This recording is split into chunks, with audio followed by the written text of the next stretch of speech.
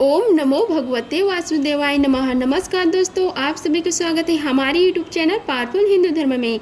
आज हम आप सभी को अश्विन मास में श्रीमद् भागवत महापुराण में तृतीय स्कंद में कथा अध्याय 44 और 45 का रसपान कराएंगे। आइए रसपान कीजिए कथा अध्याय 44 का, जिसमें वर्णन है ब्रह्म जी की उत्पत्ति। श्री मैत्रेय जी ने कहा, हे विदुर जी, आप भगवान भक्तों में प्रधान लोकपाल यमराज ही हैं। आपके पूर्व वंश में जन्म लेने के कारण वह वंश साधु पुरुषों के लिए भी सेव्य हो गया है। धन्य है आप निरंतर पद पद पर श्री हरि की कीर्तिमयी मालकों को नित्य नूतन बना रहे हैं।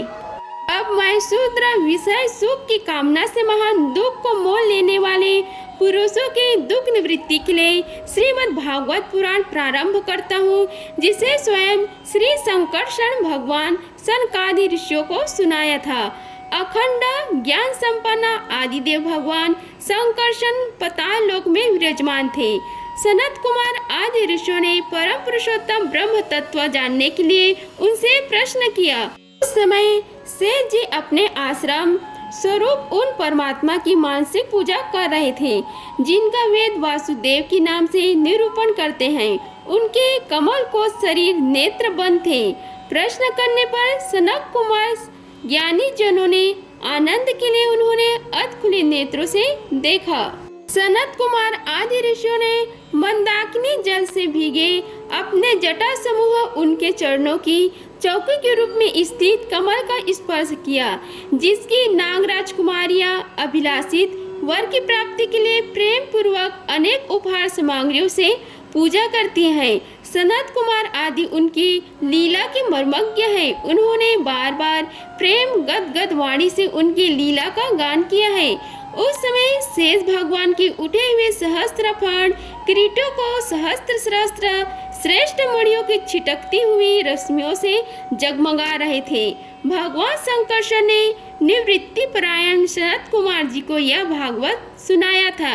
ऐसा प्रसिद्धि है, सनत कुमार जी ने फिर इसे परम व्रतशील संख्यान मुनि को उनके प्रश्न करने पर सुनाया।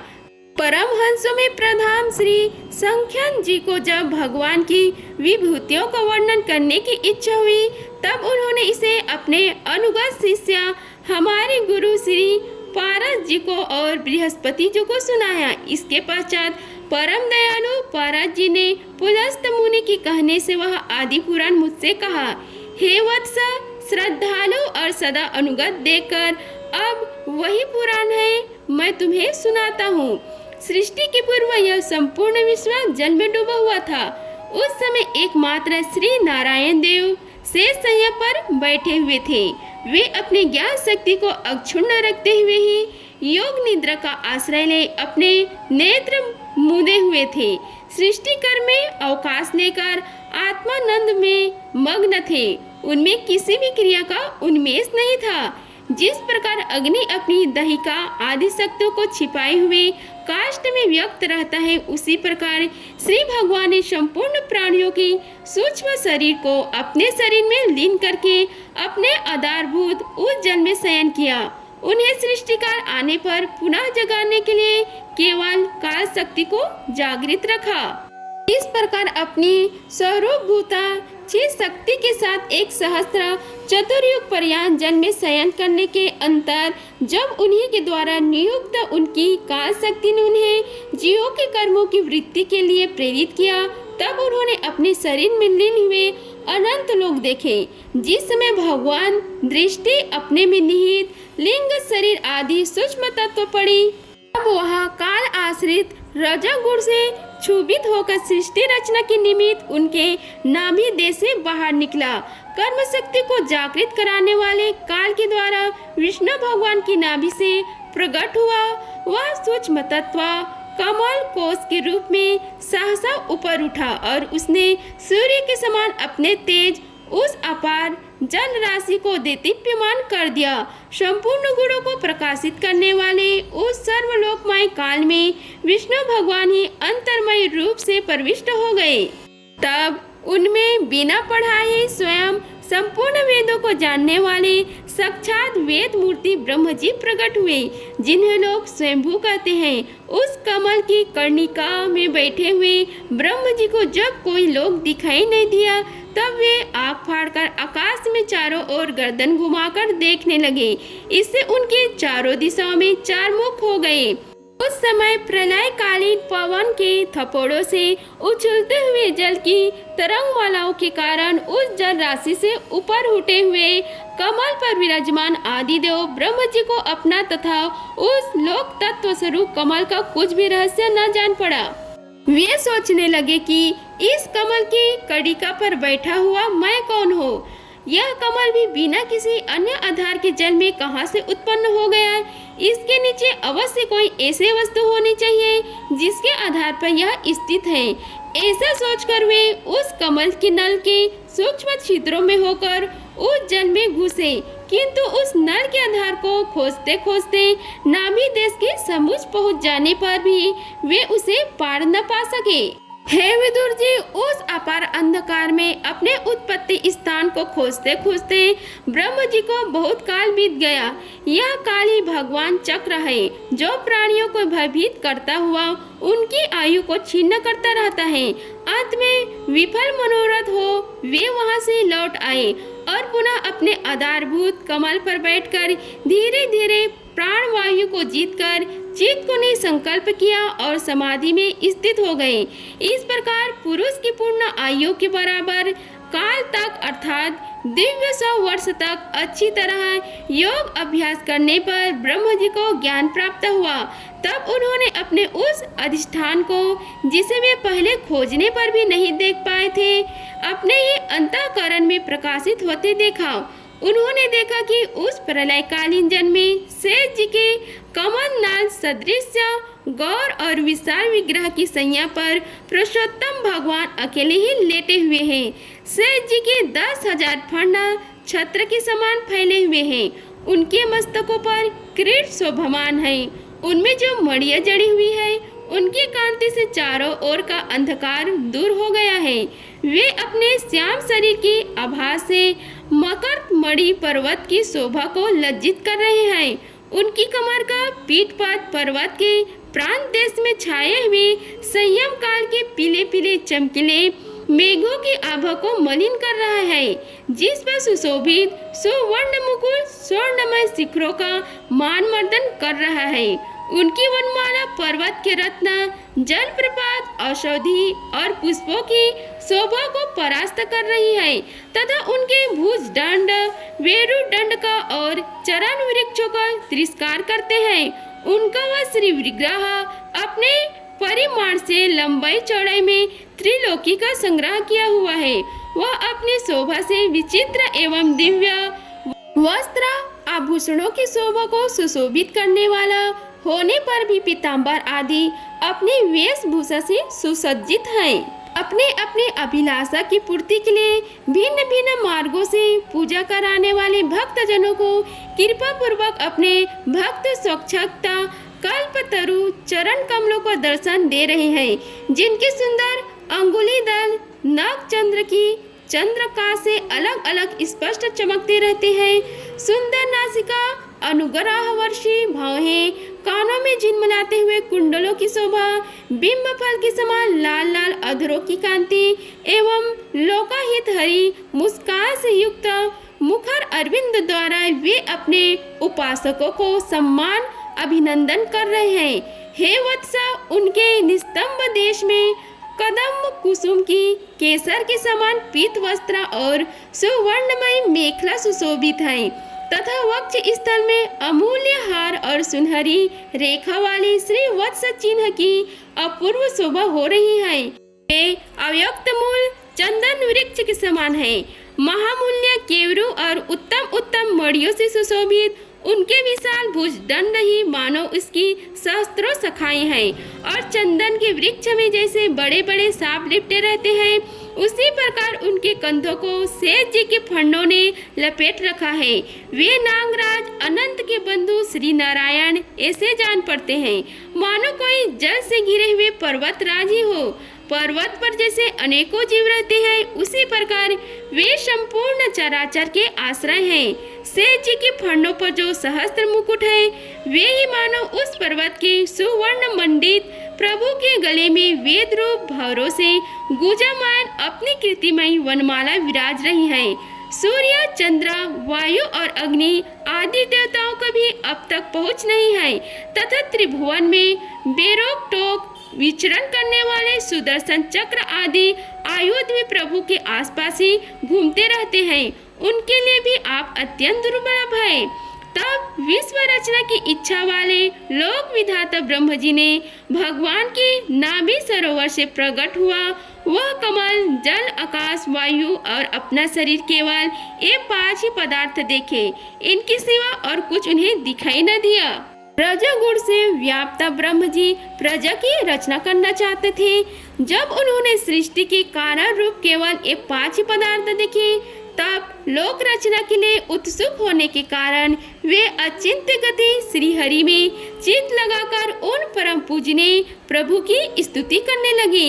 इति श्री भागवत महापुराणे तृतीय स्कंद में कथा अध्याय 44 का समाप्त हुआ।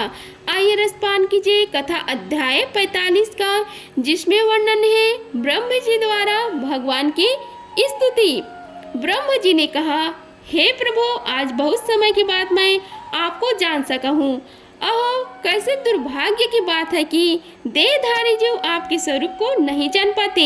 हे भगवान, आपके सिवा और कोई वस्तु नहीं है। जो वस्तु प्रतीत होती है वह भी स्वरूपतः सत्य नहीं है, क्योंकि माया के गुणों के शोभित होने के कारण केवल आप ही अनेक रूपों में प्रतीत हो रहे हैं। हे देव, आपकी चीज शक्ति के प्रकाशित रहने के कारण अज्ञान आपसे सदा ही दूर रहता है। आपके हर रूप जिसके नाभि कमल में प्रकट हुआ हूँ, मैं सैकड़ों अवतारों का मूल कारण है। इसे आपने सत्पुरुषों पर कृपा करने के लिए ही पहले पहल प्रकट किया। हे परमात्मा, आपका जो आनंद मात्र भेद रहित अखंड तेजोमय स्वरूप है, उसे मैं इससे भिन्न नहीं समझता। इसलिए मैंने विश्व की रचना करने वाले होने पर भी विश्वतीत आपके इस अद्वितीय रूप की शरण ली है। यह संपूर्ण भूत और इंद्रियों का भी अधिष्ठान है। हे विश्व कल्याणमय, मैं आपका उपासक हूँ। आपने मेरे हित के लिए ही मुझे ध्यान में अपना यह रूप दिखाया है। जो पाप आत्मा विषाक्त जीव है, वे ही इसका अनादर करते हैं। मैं तो आपको इसी रूप में बार बार नमस्कार करता हूँ। मेरे स्वामी, जो लोग वेद रूप वायु से लाई हुई आपके चरण रूप कमल कोश की गंधों को अपने कर्ण पुटसों से ग्रहण करते हैं, उन्हें अपने भक्त जनों के हृदय कमल से आप कभी दूर नहीं होते, क्योंकि वे परम भक्ति रूप डोरी से आपके पाद पद्यों को बांध लेते हैं। जब तक पुरुष आपके अभय पत्र चरण अरविंदों को आश्रय नहीं लेता, तभी तक उसे धन, घर और बंधुजनों के कारण प्राप्त होने वाले भय, शोक, लालसा, दीनता और अत्यंत लोभ आदि सताते हैं, और तभी तक उसे मेरापन का दुर्ग्रह रहता है, जो दुख का एकमात्र कारण है। जो लोग सब प्रकार के अमंगलों को नष्ट कराने वाले आपके श्रवण कीर्तन प्रसंगों से इंद्रियों को हटाकर लेस मात्र विषय सुख के लिए दिन और मन ही मन ललायित होकर निरंतर दुष्क कर्मों में लगे रहते हैं, उन बेचारों की बुद्धि देव ने हर ली है। अच्युत उरुक्रम इस प्रजा को भूख, प्यास, वात, पीत, कफ, सर्दी, गर्मी, हवा और वर्षा से परस्पर एक दूसरे से तथा काम, अग्नि और दुस्साह, क्रोध से बार बार कष्ट उठाती देखकर मेरा मन बड़ा खिन्न होता है। हे स्वामी, जब तक मनुष्य इंद्रियां और विषय रूपी माया के प्रभाव से आपसे अपने को भिन्न देखता है, तब तक उसके लिए इस संसार चक्र की निवृत्ति नहीं होती। यद्यपि यह मिथ्या है, तथापि कर्म फल भोग का क्षेत्र होने के कारण उसे नाना प्रकार के दुखों में डालता रहता है। हे देव, औरों की तो बात ही क्या है, जो साक्षात मुनि है वे भी यदि आपके कथा प्रसंग में विमुख रहते हैं तो उन्हें संसार में फंसना पड़ता है। वे दिन में अनेक प्रकार के व्यापारों के कारण वे चित से रहते हैं, रात्रि में निद्रा अचित पड़े रहते हैं।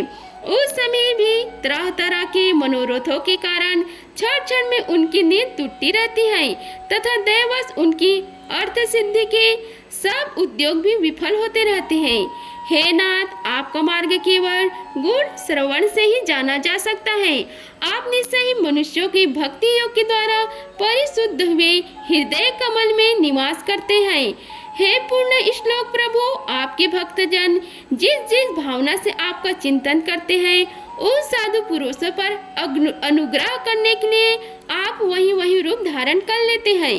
भगवान आप एक है तथा संपूर्ण प्राणियों के अंतःकरणों में स्थित उनके परम हितकारी अंतर आत्मा है। इसलिए यदि देवता लोग भी हृदय में तरह तरह की कामनाएं रखकर भांति भांति विपुल सामग्रियों से आपका पूजन करते हैं तो उससे आप उतना प्रसन्न नहीं होते जितने सब प्राणियों पर दया करने से होते हैं। किंतु वह सर्वभूत दया असत पुरुषों को अत्यंत दुर्लभ है। जो कर्म आपको अर्पण दिया जाता है उसका कभी नाश नहीं होता, वह अक्षय हो जाता है। अतः नाना प्रकार की कर्म, यज्ञ, दान, कठिन तपस्या और व्रत आदि के द्वारा आपकी प्रसन्नता प्राप्त करना ही मनुष्य का सबसे बड़ा कर्म फल है। क्योंकि आपको प्रसन्नता होने पर ऐसा कौन फल है जो सुलभ नहीं हो जाता। आप सर्वदा अपने स्वरूप के प्रकाश से ही प्राणियों के भेद भ्रम रूप अंधकार का नाश करते रहते हैं तथा ज्ञान का अधिष्ठान साक्षात परम पुरुष है। मैं आपको नमस्कार करता हूँ। संसार की उत्पत्ति, स्थिति और संहार की निमित्त से जो माया लीला होती है वह आपका ही खेल है। अतः आप परमेश्वर को मैं बारंबार नमस्कार करता हूँ। जो लोग प्राण त्याग करते समय आपके अवतार, गुण और कर्मों को सूचित करने वाले देवकी नंदन, जनार्दन, कस निकंदन आदि नामों को विवश होकर भी उच्चारण करते हैं, वे अनेक जन्मों के पापों से तत्काल छूटकर माया आदि आवरणों से रहित ब्रह्म पद प्राप्त करते हैं। आप नित्य अजन्मा हैं, मैं आपका शरण लेता हूँ। हे भगवान, इस विश्व वृक्ष के रूप में आप ही विराजमान हैं। आप ही अपने मूल प्रकृति को स्वीकार करके जगत की उत्पत्ति, स्थिति और प्रलय के लिए मेरे अपने और महादेव जी के रूप में 3 प्रधान शाखाओं में विभक्त हुए हैं और फिर प्रजापति एवं मनु आदि शाखा प्रशाखाओं के रूप में फैलकर बहुत विस्तृत हो गए हैं। मैं आपको नमस्कार करता हूँ। हे भगवान, आपने अपनी आराधना को ही लोगों के लिए कल्याणकारी स्वधर्म बताया है, किंतु वे इस ओर से उदासीन रहकर सर्वदा विपरीत निषिद्ध कर्मों में लगे रहते हैं। ऐसे प्रमाद की अवस्था में पड़े हुए इन जीवों की जीवन आसकों को जो सदा सावधान रहकर बड़ी शीघ्रता से काटता रहता है, वह बलवान काल भी आपका ही रूप है। मैं उसे नमस्कार करता हूँ। यद्यपि मैं सत्य लोक का अधिष्ठाता हूँ, जो दो परम पर्यंत रहने वाला और समस्त लोगों का वंदनीय है, तो भी आपके उस कार्य रूप को डरता रहता हूँ। उससे बचने और आपको प्राप्त करने के लिए मैंने बहुत समय तक तपस्या की है। आप ही अधियज्ञ रूप से मेरी इस तपस्या की साक्षी हैं। मैं आपको नमस्कार करता हूँ। आप पूर्ण काम है, आपको किसी विशेष सुख की इच्छा नहीं है, तो भी आपने अपनी बनाई हुई धर्म मर्यादा की रक्षा के लिए पशु, पक्षी, मनुष्य और देवता आदि जीव योनियों में आपने ही इच्छा शरीर धारण कर अनेक लीलाएं की हैं। ऐसे आप पुरुषोत्तम भगवान को मेरा नमस्कार है। हे प्रभु, आप अविद्या, अस्मिता, राग, द्वेष और अभिनिवेश पांचों में से किसी के भी अधीन नहीं है। तथापि इस समय जो सारे संसार को आपने उदर में लीन कर भयंकर तरंगमालाओं से विक्षुब्ध प्रलयकालीन जल में अंतर विग्रह की कोमल संज्ञा पर शयन कर रहे हैं, वह पूर्व कल्प की कर्म परस्पर से श्रमित हुए जीवों को विश्राम देने के लिए ही है।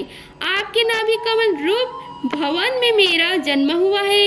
यह संपूर्ण विश्व आपके उदर में समाया हुआ है। आपकी ही कृपा से मैं त्रिलोक के रचना रूप उपकार में प्रवृत्त हुआ हूँ। इस समय योग निद्रा का अंत हो जाने के कारण आपके नेत्र कमल विकसित हो रहे हैं। आपको मेरा नमस्कार है। आप संपूर्ण जगत के एकमात्र सुहृदय और आत्मा है तथा शरणागतों पर कृपा करने वाले हैं। अतः आपने जिस ज्ञान और ऐश्वर्य से आप विश्व को आनंदित करते हैं, उसी से मेरी बुद्धि को भी युक्त करें, जिससे मैं पूर्व कल्प के समान इस समय भी जगत की रचना कर सकूं। आप भक्त वत्सल कल्पतरु हैं।